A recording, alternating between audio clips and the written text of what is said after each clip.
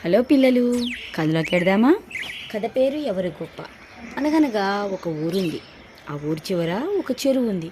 ఆ చెరువును ఆనుకొని ఒక తోట ఉంది. ఆ తోటలో రకరకాల పళ్ళ చెట్లు, పూల చెట్లు ఉండేవి. ఆ తోటలో చాలా రకాల పళ్ళ చెట్లు ఉండడంతో చాలా పక్షులు ఆ చెట్టు మీద నివాసం ఏర్పరచుకొని చక్కగా జీవించసాగాయి. ఎప్పుడు ఆ తోట పక్షుల కిలకిల రావాలతో వినసొంపుగా ఉండి సంతోషాన్ని కలిగించేది. ఆ ఊరి జనం సరదాగా అప్పుడప్పుడు ఆ తోటకి వచ్చి గడిపి వెళ్ళేవాళ్ళు. పిల్లలు అప్పుడప్పుడు ఆ తోటకి వచ్చి రోజంతా ఆటల పాటలతో గడిపి సాయంత్రం సమయానికి ఇంటికి చేరేవారు.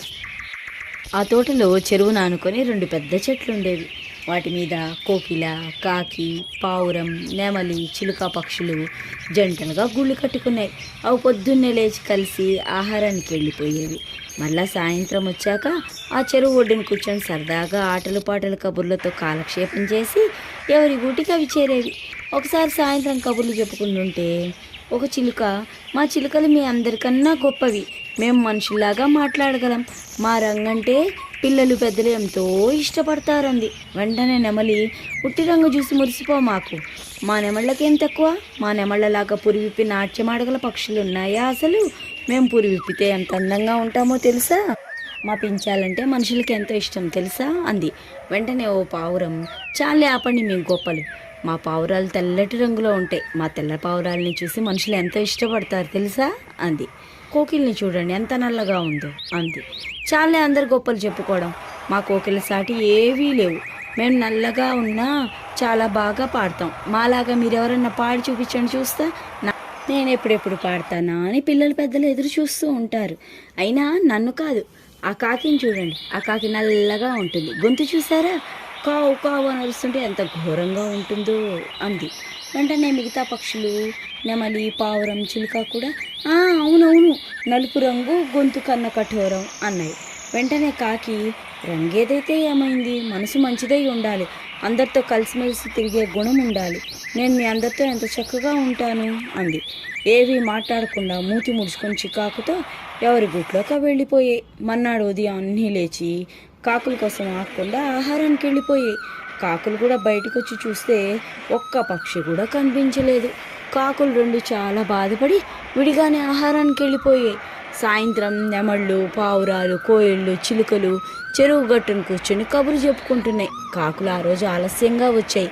వాటిని చూడగానే అన్ని పక్షులు ఎవరి గుట్లోకి వెళ్ళిపోయాయి. కాకులు పిలిచినా ఏవీ పలకలేదు. ఇవి మనతో మాట్లాడడం మానేసినట్టున్నాయని కూట్లోకి వెళ్ళిపోయాయి. అవి చాలా బాధపడ్డాయి. అలా రోజులు గడుస్తున్నాయి. ఒకరోజు ఊర్లో అల్లరి మొగోటి తోటలోకి ఆడుకోవడానికి వచ్చింది. ఇంకా చూసుకోండి, ఆ తొంటరి పిల్లలు పొద్దున్నిండి తోటలో తిరిగి అక్కడ రకరకాల పళ్ళన్నీ కోసుకొని కడుపు నింపుకొని చాలాసేపు ఆడుకొని సాయంత్రం అయ్యింది. ఇంకింటికి వెడదామా అని అనుకొని ఇంటికి బయలుదేరారు. చెరువు దగ్గరికి వచ్చేటప్పటికి అక్కడ చిలుకలు, కోకిళ్ళు, పావురాలు, నెమళ్ళు కనిపించాయి. చిలుకలు, కోకిళ్ళు, నెమళ్ళు రోజులాగే సాయంత్రం ఆహారం నుండి వచ్చి చెరువు గట్టును కూర్చొని కాకుల్ని విమర్శిస్తూ కబుర్లు చెప్పుకుంటున్నాయి. ఆ పిల్లలు వాటిని చూసిన సంగతి వాటికి తెలియదు. ఆ గుంపులో ఒకడు తను తెచ్చిన సంచిలో నుంచి వల తీసి, నేనేం తెచ్చానో చూడండి అన్నాడు. ఒరే ఏంట్రా వల తెచ్చావు అన్నారు. ఎప్పటి నుండో నాకు ఆ నెమళ్ళు తీసుకెళ్లాలనుంది, ప్రతిసారి మా అమ్మ నాన్నతో వచ్చినప్పుడు అడిగితే వద్దంటున్నారు, అందుకే ఈ మాట ఎలా అయినా వాటిని తీసుకెడదామని తెచ్చారా అన్నాడు. అంతలో ఒకడు, ఒరే నాకు చిలుకలు కావాలరా, నాకు బుజ్జి చెల్లుంది కదా, చిలుకలు మాట్లాడితే మా చెల్లెల్ని ఆడిచ్చచ్చురా అన్నాడు. ఇంకోడు, ఒరే నాకు పావురాలు కావాలరా, పక్కింటి తాతగారు రోజు వాళ్ళ మేడ మీద పావురాలు గింజలేసి నా వైపు నీకు లేవుగా అన్నట్టు చూస్తాడ్రా, ఎలా అయినా నేను ఇవాళ ఈ పావురాలని తీసుకెళ్ళి వాటికి గింజలు వేయాలి అక్కడ అన్నాడు. నాకు మాత్రం కోకిల కావాలి అంది ఓ పిల్ల. ఎందుకు అన్నారు ఫ్రెండ్స్. ఎందుకేంటి, అది ఎంత బాగా పాడుతుందో, చాలా ఇష్టం నాకు అలా పాడితే. అందరూ కలిసి చాటుగా కూర్చున్నారు. ఇద్దరు కలిసి వలస విసిరారు వాటి మీదికి.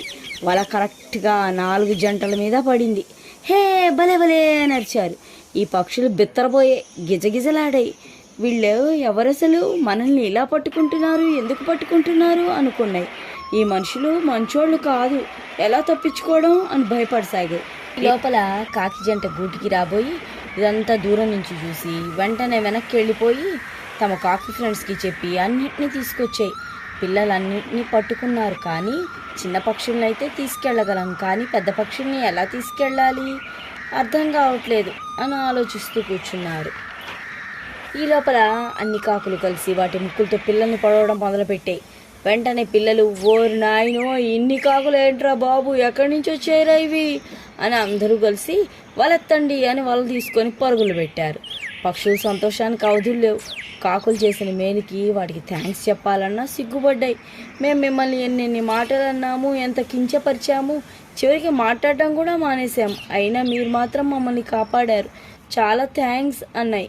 చిరంగు లేకపోతే ఏమైంది, పాటలు పాడకపోతే ఏమైంది, అందం లేకపోతే ఏమైంది, ధైర్యంగా ప్రమాదాన్ని ఎదుర్కొని తెలివిగా మమ్మల్ని కాపాడారు, చాలా థ్యాంక్స్ అన్నాయి కొన్ని పక్షులు. ఈ లోపల నెమలి మనల్ని ఈ పిల్లలు చూశారు కదా, వాళ్ళు మళ్ళా వస్తారేమో భయమేస్తోంది అంది. వెంటనే కాకి, ఎవరు భయపడమాకండి, మా ఫ్రెండ్స్ని మనకి హెల్ప్ చేయడం కోసం ఇక్కడే గూళ్ళు కట్టుకోమన్నాం అన్నది. వెంటనే మిగతా కాకులు, అవును ఇక్కడే ఉంటాం, భయపడమాకండి, మాకు ఈ తోట కూడా చాలా బాగా నచ్చింది అన్నాయి. అందరూ సంతోషంతో సరేనని ఎవరి గుట్లకి వాళ్ళు వెళ్ళిపోయాయి. మర్నాటి నుంచి కాకులు మిగతా పక్షుల జంటలు కలిసిమెలిసి సంతోషంతో బతకసాగాయి. చూసారా పిల్లలు, దేవుడు ప్రతి ఒక్కళ్ళకి ఏదో ఒక టాలెంట్ ఇస్తాడు. మనకేదో వచ్చని అవతల వాళ్ళని చులకనగా చూడకూడదు, ఎవరి గొప్ప వాళ్ళదే. ఓకే పిల్లలు, నెక్స్ట్ కథలో కలుద్దాం.